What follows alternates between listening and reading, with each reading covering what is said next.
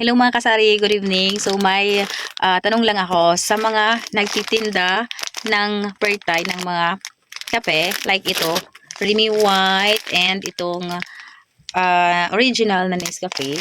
Magkano tinda ninyo ng ganito, yung may nakalagay dyan na buy 8 at 99 pesos. Ayan, ito ay, bago kasi ito ngayon dito sa tindahan. So, ito kasi yung dumating na mga kape, hindi na by 10 pieces. So, 8 na lang siya at may nakalagay dito na price na 99 pesos. Tapos, bili ko nito sa grocery ay 99 din kasi nagtanong ako kung magkano sa kanila itong ganito. So, naka 99 sa kanila. So, magkano yung bintahan nyo ng ganito, bawat isang ganito.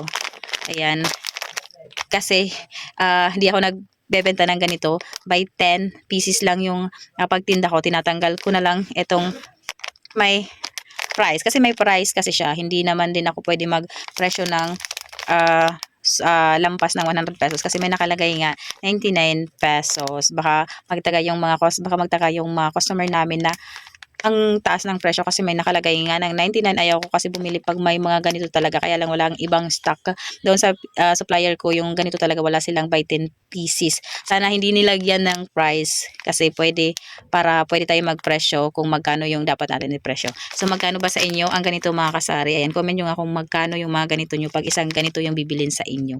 Thank you.